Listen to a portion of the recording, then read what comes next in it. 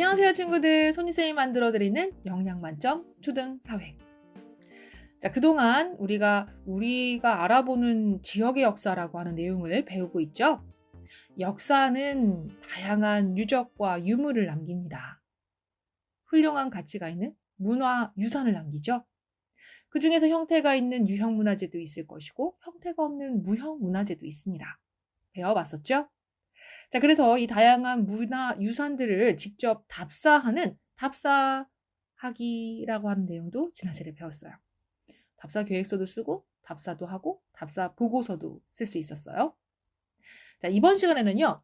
역사 속에서 빠지지 않는 역사적 인물들을 살펴볼 겁니다.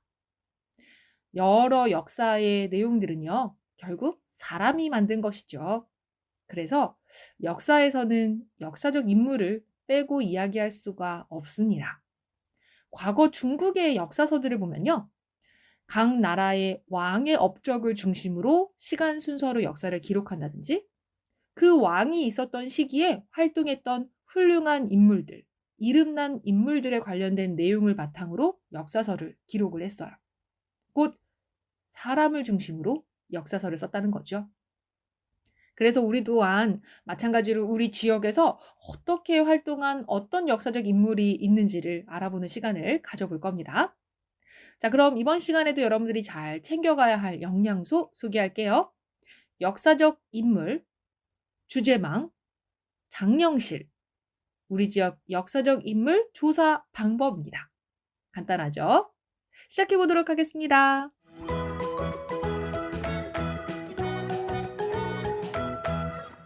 자, 지역의 역사적 인물을 조사하려면 일단 한 지역을 정해야 될 것 같아요.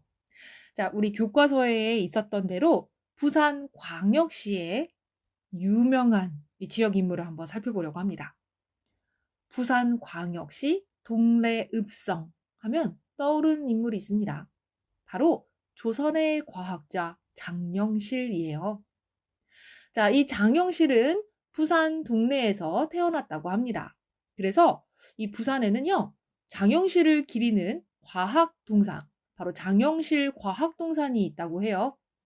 다양한 장영실이 만들었던 발명품들을 살펴보고 또 장영실이 어떤 사람인지도 알 수 있다고 하네요. 장영실이라면 정말 우리 지역을 빛낸 인물로 손꼽을 수가 있겠죠. 자, 이 장영실에 대해서 알아보기 위해서는 어떻게 해야 할까요? 장영실이 살아오면서 남긴 업적도 살펴봐야 되겠고 또 이 장영실의 삶과 관련 있는 내용을 한번 조사해 봐야겠죠. 자, 그렇습니다. 그래서 장영실에 대해서 조사하는 방법부터 알아봐야겠어요. 장영실을 조사하기 위해서 장영실을 하면 떠오르는 것들을 한번 쭉 써보는 거예요. 인물 주제망을 만들 건데요. 주제망은 뭐냐면 하나의 주제를 정하고 그 주제에서 대해서 생각나는 것들을 그냥 막 그물처럼 막 쓰는 거예요. 막 연결해서 장영실을 가운데 딱 써봅니다. 장영실하면 발명품이지라고 해서 한쪽 편에 발명품을 한번 써보는 거죠. 장영실이 만든 발명품 하면 뭐가 있죠?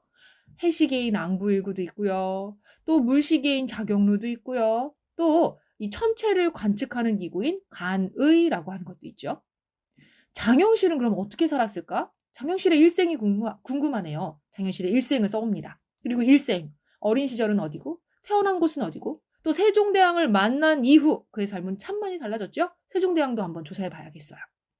자, 장영실. 알고 보니 신분이 특별했습니다. 당시 조선시대는 이 신분에 따라서 굉장히 많은 차별이 있었던 그런 사회였죠.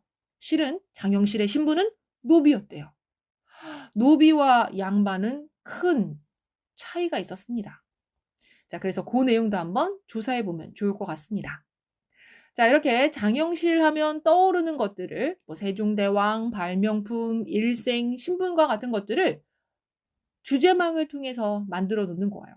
그리고 그 주제망에 대해서 조사를 해 나가면서 이 장영실이라고 하는 사람에 대해서 좀 더 자세히 알아낼 수 있을 것 같습니다. 자, 주제망을 만들면서 더 알아보고 싶은 내용을 서로 이야기해보고 조사할 주제를 정했는데요. 조사할 주제는 바로 장영실의 위대한 발명품을 찾아서였습니다.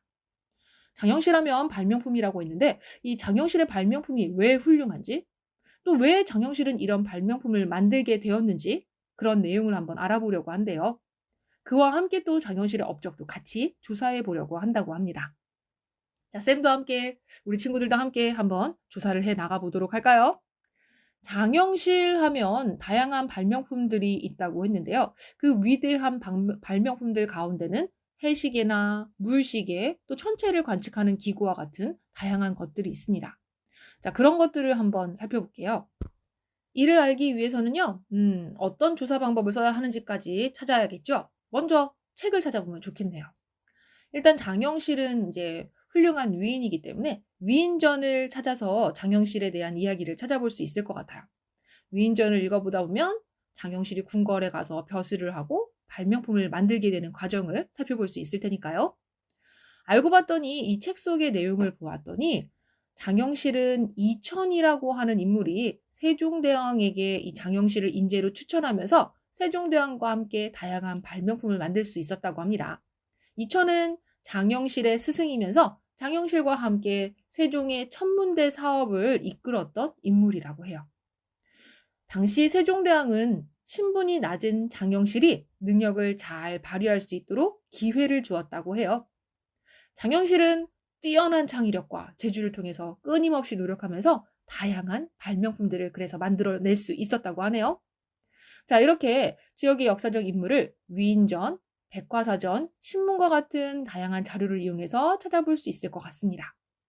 자, 도서관에 가면 이런 내용들 다 찾아볼 수 있겠죠?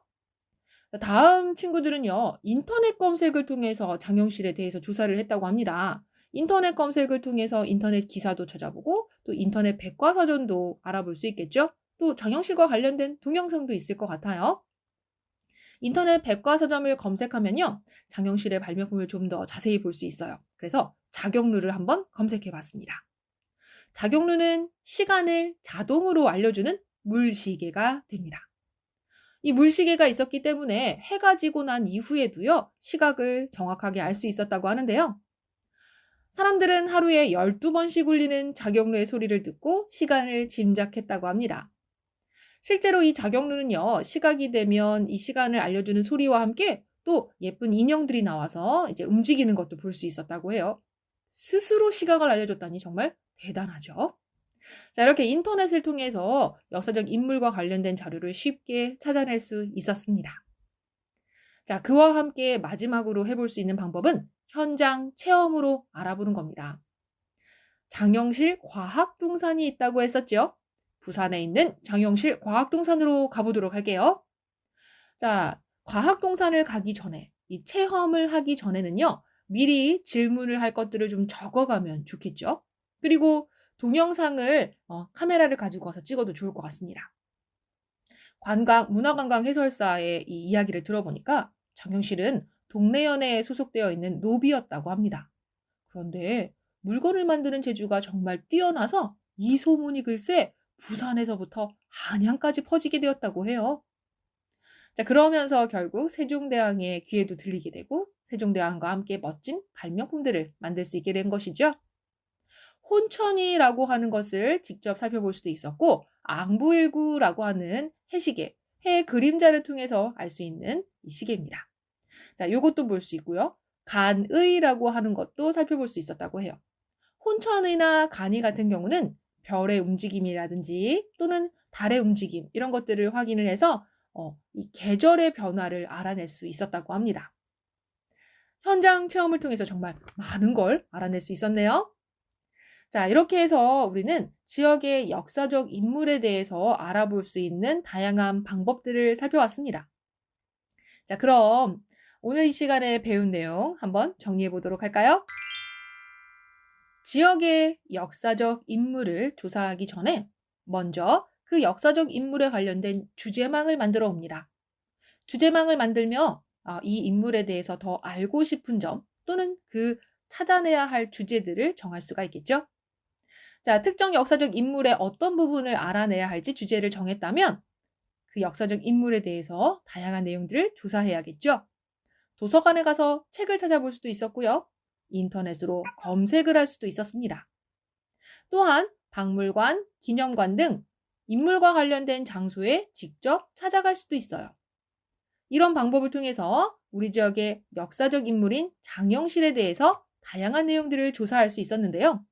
장영실의 일생, 장영실이 만든 발명품, 또 이 발명품의 우수성에 대해서도 알 수 있었습니다. 이 말고도 우리 지역의 역사적 인물의 삶을 알아보기 위해서 인물의 위인전을 찾아 읽어보거나 인물과 관련된 장소를 찾아가고 또 인터넷 검색을 해볼 수 있다는 사실 기억해 두도록 하세요. 자, 이렇게 해서 우리 장영실에 대해서 다양한 내용들을 조사하는 방법 그리고 다양한 정보들을 좀 얻었는데요. 다음 시간에는 이 우리 지역의 역사적 인물을 소개하는 자료를 만들어 보는 걸 배워보도록 할 겁니다. 그와 함께 또 다양한 화폐 속에 담겨져 있는 역사적 인물에 대해서 알아보는 시간도 가져볼 것 같아요. 재밌을 것 같죠, 여러분? 자, 그럼 다음 시간 다시 만나요. 안녕!